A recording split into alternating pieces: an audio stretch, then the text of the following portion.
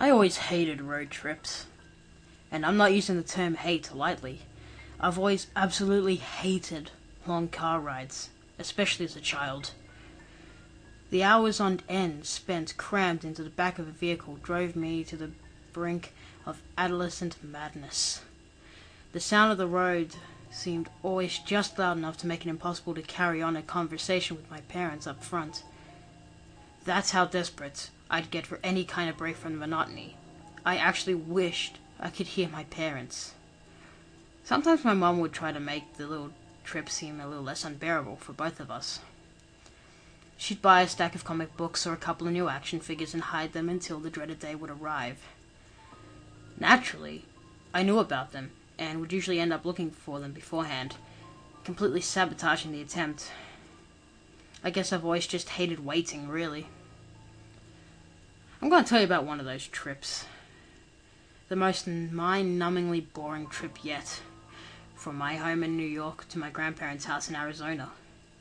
Yeah, we drove to Arizona, and I'd already read all the comic books days earlier. We stopped at a couple of hotels for the night along the way, and I got to stretch my legs in school playgrounds if we happened to pass one when it was closed. But the majority of my time, for days straight, was spent seated, upright, seatbelt on, enveloped in unforgiving drone of the tires on the pavement. I don't even know what state we were in when I saw the first billboard. It was weather-worn, paint peeling, almost covered by overgrown trees. Something largely unremarkable except for the image it offered. Whimsywood was written in multicolored balloon-like letters and set above the upturned head of a unicorn. As we whipped past the sign, I could barely catch the small text below the mythical creature's image. Games, rides, animals, family fun, 20 miles ahead. Mom! I shouted as loud as I could, overtaking the tires drowned by several octaves. Mom, there's a park! She had seen it. They both had. My father, who was driving, took his eyes off the road for a split second as the two exchanged an unsure glance. It was a look I understood, despite having never seen it before. They didn't want to stop there. Mom? I must have sounded incredibly pathetic, even though I wasn't trying, because she turned back with a smile. Okay, she said. If it's open, and we'll see how much it costs to get in. That's all I needed to hear. Now I was bouncing in my seat, utterly enthused. I just felt renewed, sharper and more alert after the stagnation of an endless highway. I watched the occasional car pass by and looked into the windows whenever possible. I looked for another kid like me, maybe coming back from the park. If I saw one kid with a Whimsywood pennant or an oversized stuffed animal or even a simple smile on their face, I would just know the park was open. Every car that passed was empty though. Well, except for the grown-ups, but who cared about them? I tried to convince myself that the random sights on the side of the road were signs and the park was indeed open. A soiled baby doll with a hole in its face, a colourful blanket fluttering in the branches of a dead tree, even a sock monkey reclining on the road's centre divider line. There was enough children passing through to leave those signals, so I was more and more convinced this was going to be awesome.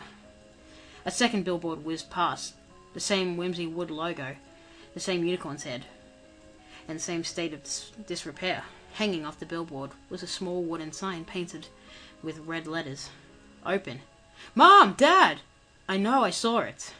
My dad turned to my mom again with a chuckle. Well, guess we're going. The final Whimsywood sign stood at the end of a gravel dirtway that travelled a long way off behind the tree line. The sign was much like the billboards, despite being in better repair. But it actually seemed even older. The lettering was hand-painted in an old-timey style, and the text beneath the unicorn head slightly differed. Games of chance, mechanical ride, rare animals, wholesome fun for Junior and Sis. Dad didn't really like the idea of taking a gravel stretch. He grumbled and complained the whole way down as the tires crunched stone, kicking up things into the undercarriage. I heard a few curse words in there, but all I cared about was the fast-approaching fun. Past the trees, the Whimsywood Park was spectacular. On the drive in, we were overlooking the entirety of the property. Several cleared acres, with a short, long building essentially acting as a gateway between the downward sloping driveway and the gaming booths, petting zoo, and carnival rides towards the back. I was probably vibrating at a dangerous frequency at this point, like I was on the world's biggest sugar rush. "Wow," Mum remarked. "It's actually pretty nice." Dad started the car down the slope towards the parking lot with a deep sigh. The parking lot was about half filled with cars, which was probably a bit surprising to my parents. The minivans and station wagons scattered throughout the gravel expanse proved that yes, Whimsywood was open. I didn't think anything of it though, racing to the front doors of the building to see if they were locked. "Hey!" Dad called as I bolted forward. I froze in place, thought about what I must have been doing wrong, and sheepishly made my walk back to his side. Together, the three of us approached the building. More waiting. Dad pulled the open door and held it for Mum and I. Me first, of course. There was a wooden box by the front door that simply read, "Pay what you can." $5 for everyone over 3 suggested. I thought I saw Dad slip in a $10 bill and thought about protesting my age, but I was too excited to get inside. The interior of the building was dark, lit by row upon row of arcade game cabinets and neon signs that hung from the walls. The signs weren't for any specific products, they were more along the lines of general concepts. Fun, groovy, and tubular.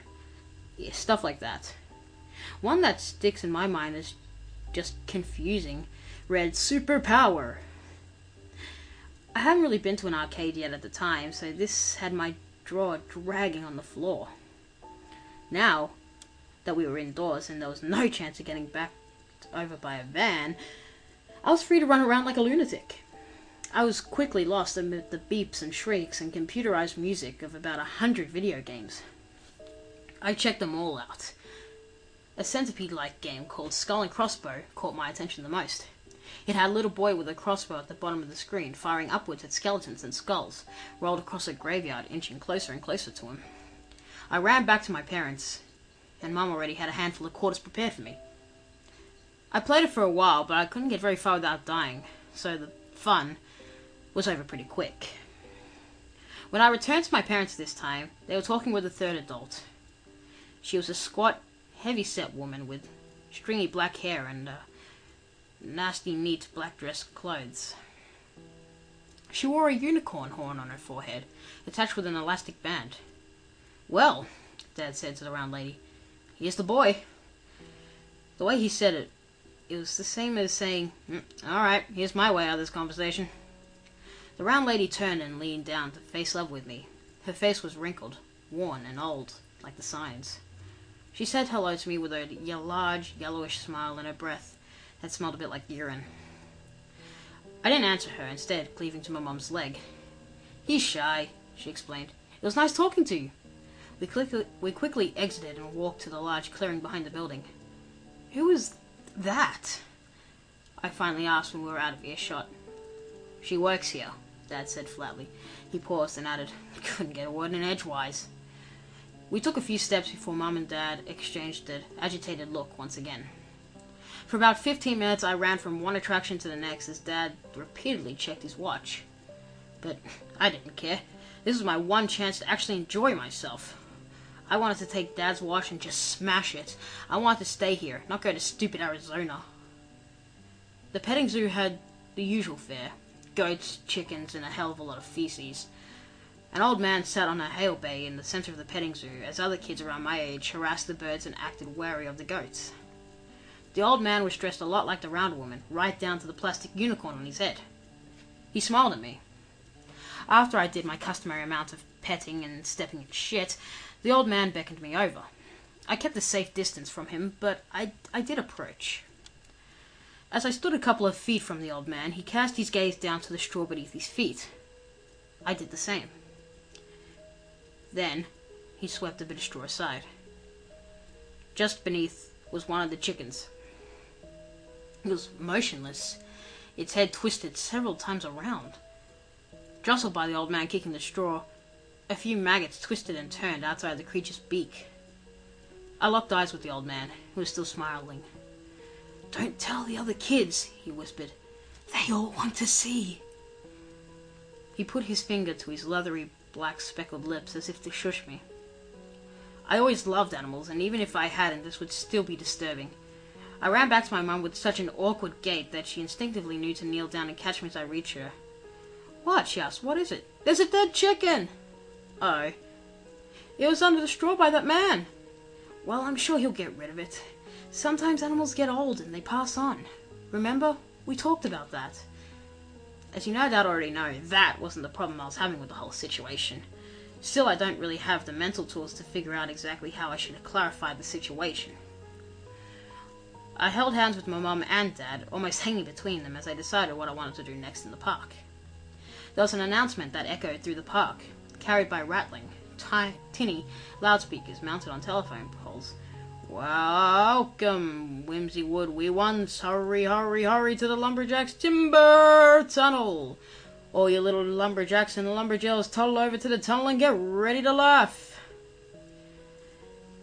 The announcer did a passable goofy impression, mixed with the hype style of an ad for a monster truck rally. "How about that?" Mum asked. "Want to do it?" I felt a little less sick now, almost entirely forgetting anything that was wrong with this place. "Sure," I perked up. The Timber Tunnel was like any given theme park tunnel ride. A metal track, a roller coaster style cart, and a long tunnel tracks lead into. The mouth of the tunnel bore flat plywood trees and a stand-up cutout of a burly lumberjack that looked like it had been left out in the rain for about a century. It was faded and worn, most of its facial features missing, aside from a thick beard. I got into the cart at around the back. Other kids were already piling in, and there was a real sense that I might get shoved or kicked if I tried to work my way in any sooner than I did. The round woman was standing by the cart, making sure that everyone was safe and secure by manhandling them to see if they were loose from the cart.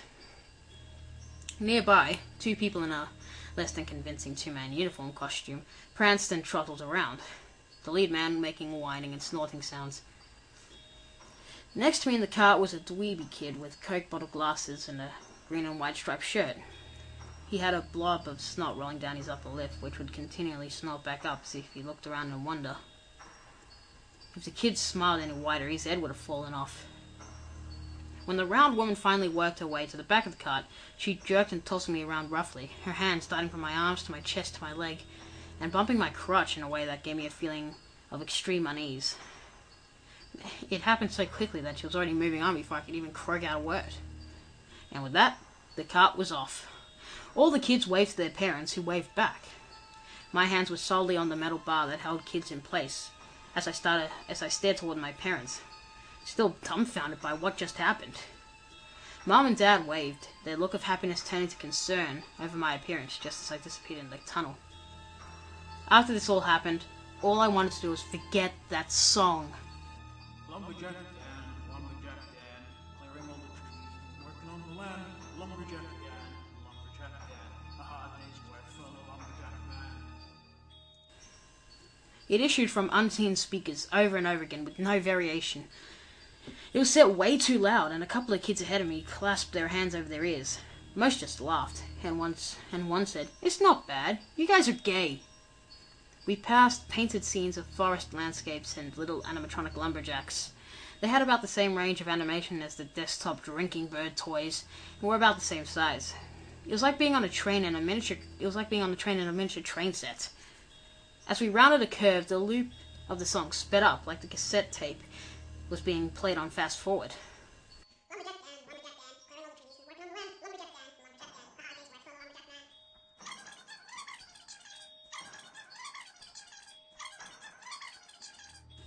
Now, the screeching, high-pitched noise was ear-splitting. Now all the kids were covering their ears. I looked at the little mechanical people who were continuing through the ride. They were moving faster as well, blindingly fast. Faster than any tiny tin toy should realistically be able to move without flying free from their hinges. As we continued, the lumberjacks were starting to cut other things. Farm animals. People. Tiny lumberjacks had moved into a small settlement of log cabins and were relentlessly eternally hacking away at tiny felled people.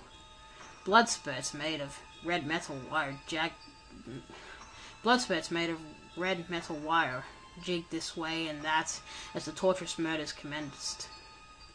The lights went out. The song still played. Still way too fast, way too loud. I felt my pants getting wet. The cart shook. It shook with increasing severity, like someone jostled the front of the car, then the middle, working their way back. Suddenly something hit me very hard in the jaw, like an uppercut. I felt something lash my face as well. It was like being hit from underneath by a child's shoe, foot and all, with the laces following suit. It was almost like someone had flown past while kicking out violently. Reeling from the shocking blow, I slipped beneath the safety bar and crumpled to the floor of the cart. I cried out, but the music drowned the sound. I felt across the floor for help from the boy next to me, but I only found an empty space from wall to wall within the cart. The music finally ceased and everything was deadly quiet. Snivering in the dark, I remained quiet. I didn't even breathe deeply. I listened for any sign of where anyone had gone or why they'd left. All I heard was a sound, like a restaurant full of customers obnoxiously slurping soup mixed with the absent, brainless chewing of a group of cattle. It wasn't loud, but in the darkness it seemed to echo all around me. The lights never came back on, but thankfully the cart had continued to move throughout this ordeal. Soon I saw daylight as I emerged from the other end of the tunnel, still hunched down on the floor, clutching at my swollen jaw. When I realized I was most likely past the danger, or at least assumed I was, I boldly popped my head out of the cart and looked around, the sunlight burning my unadjusted eyes. I was alone. I don't mean I was alone in the cart. I thought I was, but rather there was absolutely nobody around. Not a single parent was there to greet anyone coming off the ride. The cart was still moving when I rolled myself over the side and landed on the ground hard. I was frantic at this point, nearly crying. I moved as fast as I could through the grounds, making a beeline away from the Tiber tunnel and towards the long building at the front of the park. The petting zoo was empty except for the animals. Everything was empty. The game booths displayed unguarded prizes. The other rides whirled and click-clacked with no passengers and no operators. As I moved through the arcade building, I made sure to stop at each row of cabinets to see if my parents had come in there for some unknown reason. It was just as desolate as the rest of the place. When I reached the parking lot, that's when relief finally washed over me. There were my mum and dad, walking towards our car. The other parents were here as well, doing much of the same. "Mom!" I called out. "Dad!" Nothing. Not even a hesitation in their step. "Mom!" I repeated in a desperate tone.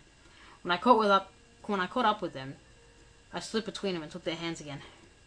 They both gasped in shock and looked down at me, as if I was some otherworldly creature that had suddenly grabbed onto them. "Hey," Mom said, almost as if remembering something was far away in the past. "Hey, where were you?" "Mom!" I started bawling at this point. "Mom, I was in the tunnel. You left me in the tunnel. Where were you going, Mom?" "The tunnel?" she repeated, seemingly mystified. "The tunnel?" Dad grinned at Mum. "We left him in a tunnel." He was making fun of me, acting like I wasn't making any sense, and I was doing this on purpose. It made me so mad I could actually hear my own pulse. "Dad, you did!" I never convinced them. To this day, I've never convinced any of it.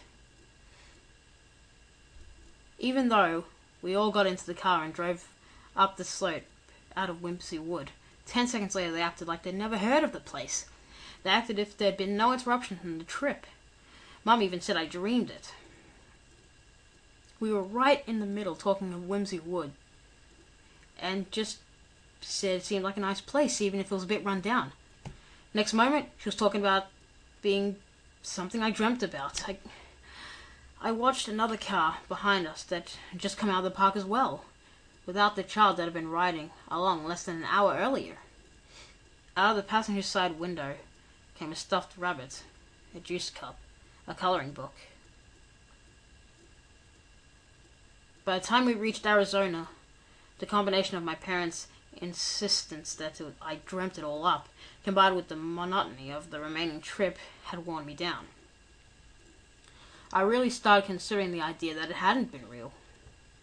I almost had myself fooled until the trip home. On the way back, we passed the billboard again. Games, rides, animals, family fun. 25 miles ahead. Hey, look, Mom said. You've been really good. Want to stop there on the way? Much to her surprise, I declined.